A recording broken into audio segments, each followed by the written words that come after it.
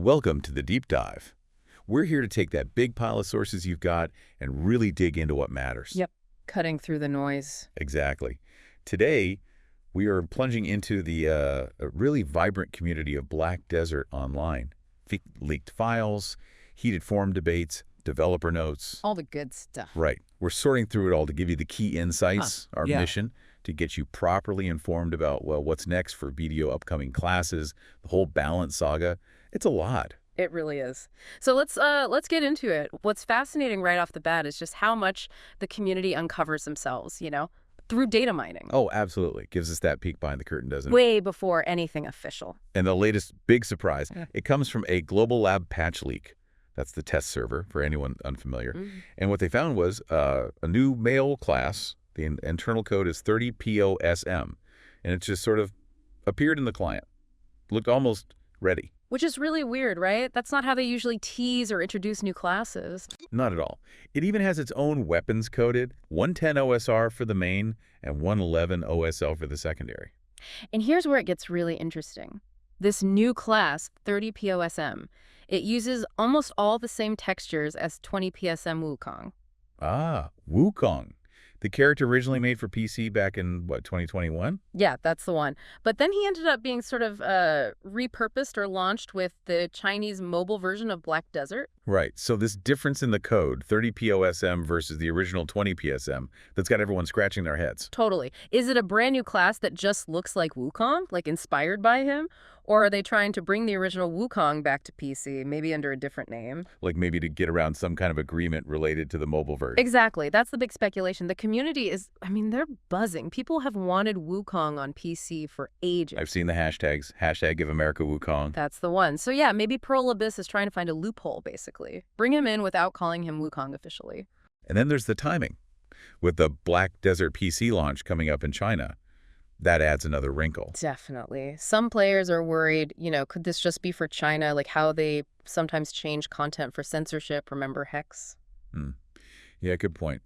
But then again, others are asking, why make a new Wukong if the old assets are already sitting there in the PC code? It doesn't quite add up, does it? It just highlights how complex global game development gets, especially with regional deals and launches. It really does. Speaks volumes about their strategy or maybe the constraints they're working under. Yeah. Now, speaking of classes people have been wanting forever. Yeah. The Necromancer. That name comes up constantly, right alongside Wukong. Oh, yeah. The Necro dream is strong. It's funny, though. You see conflicting stuff in the community. Some are like, there's no evidence. Yeah. Very emphatic. Right. But then others point to developer interviews. Apparently, a producer literally mentioned they were researching a necromancer just back in March or April. Okay, so not just fan dreams then. And isn't there a lore for it too, in the Ulukita region? That's what people are saying, yeah, that the lore there connects to necromancy, so it would kind of fit narratively. And the ideas players have. Yeah. Wow. Everything from, your standard summoner or dark mage. To that solo leveling Jinwu type. Shadow summons, dual daggers. Yeah. People get creative. They really do. But there are hurdles, right? Technical ones. Big time. Look at the current summoner classes, Witch and Wizard. They're pets of known bugs. The aggro management is, people say non-existent. Leads to chaos and group stuff. Can be an incomprehensible mess, yeah. That's a quote. So players are understandably wary about another summoner class if those core issues aren't fixed first. Makes sense. And wasn't there that issue with Sucknova's health casting mechanic? Good point. Yeah, that didn't go over super well. It just shows how tricky it is to introduce really different mechanics into BDO's combat system without breaking something or just feeling clunky. So the big question then is, can a summoner-heavy necromancer actually work in BDO's super fast-paced combat? That's the million-dollar question. Some think it's only possible if the pet mechanics are, drastically simplified and polished. Smooth. And isn't there talk of a necromancer in that other Pearl Abyss game, Crimson Desert? There is, yeah. Which, could hint at things for BDO down the line. Or at least show us how they might tackle that archetype, design-wise. It really connects back to that bigger picture, doesn't it? Yeah. Introducing something truly new into a game with such a specific, established combat flow. It's got to be tough. It's not just about what sounds cool on paper. It has to actually feel good and function properly within that specific game. Right. And this whole desire for new classes, it ties into other community discussions too, like gender balance. Oh, yeah. That's a constant theme. People really want more male classes. The ratio is pretty skewed, isn't it? Something like 17 female to 9 male. Around that, yeah. It comes up a lot. And there's definitely a feeling, among some players that the female character outfits just sell better, so that's where the focus goes. Revenue-driven. But beyond Wukong and Necromancer, the wish list is huge. It really is. People want holy warriors, like a male paladin or an Iline priest, or even a dwarf class. Imagine a dwarf with a big mason shield. I can totally see that. A proper tanky dwarf. What else? Male dark casters, using dark magic, but with cool weapons like sickles or talismans. Someone even suggested a floating skull for awakening. Okay, that's pretty metal. And then you get into the fantasy archetypes. Vampires, werewolves, a blood-themed necromancer specifically. And unique fighters, too, right? I saw mentions of, like, a witch hunter with a whip. Yeah, whip and crossbow. Or a classic dagger rogue. Even some really specific inspirations like the pig from Blackshire or Juzu from Sekiro using an odachi or katana bow. Wow, players have put a lot of thought into this. Absolutely. Which leads some to suggest maybe a different approach entirely, like gender unlocking. You mean choose male or female for the same base class. Kind of like Archer. Exactly. Archer has both the male PM and female PGBU IDs. So instead of making two separate classes with similar kits, just let players choose the gender for one core class concept. That could definitely open things up, design-wise. For sure. And, it's not just about characters. There's also buzz about expanding the world itself. Sieges in new areas. Oh, right. The Elven regions. Camasilvia and Odalita. That's the one. Leaked files are showing new siege wagons, new horse gear, stuff for guild elephants, even fire towers. So this isn't just, like, new cosmetics. This sounds bigger. It seems bigger. These siege updates were apparently mentioned like a year ago, and there were hints of new music, updated structures. It points towards a major expansion of the large-scale PvP. Which has always been a huge part of BDO's identity. Exactly. It suggests they're still investing heavily in that massive warfare experience, building out the world for it. Okay, so lots of potential excitement, new classes, maybe expanded sieges. But let's get into the real thorny issue. Balance. Ah, yes. The eternal struggle.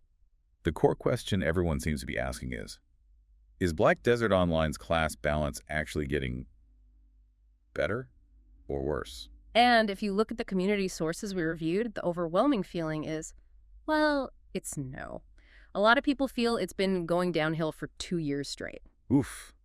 That's strong sentiment. It is, and a big part of the discussion revolves around Pearl Abyss's strategy. For a long time now, they've mostly chosen to buff the classes seen as underperforming or underused. Like Sage, Awakening Ranger, Corsair recently. Those are some key examples, yeah.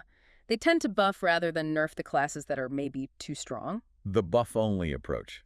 I can see why maybe players whose mains get buffed would like that. Feels good, right? A little dopamine hit. It definitely does. And some argue it's needed, especially for PvE, to keep all classes somewhat viable. Plus, it avoids making players feel like years spent on one character were wasted if it suddenly gets nerfed hard. Okay, that's the argument for buffing.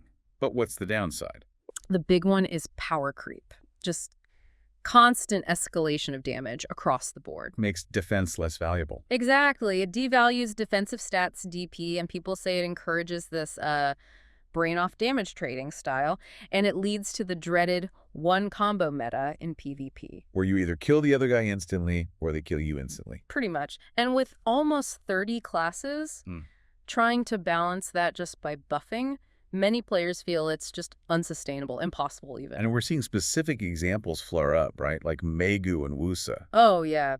Newer classes, huge AoEs, low cooldowns, and the perception of permanent super armor. That's the brief invulnerability during skills. Makes them incredibly frustrating to fight against, I bet. Hugely frustrating. Especially Megu's clones. That's a constant complaint. You just can't lock them down easily. Then there's Succession Sage.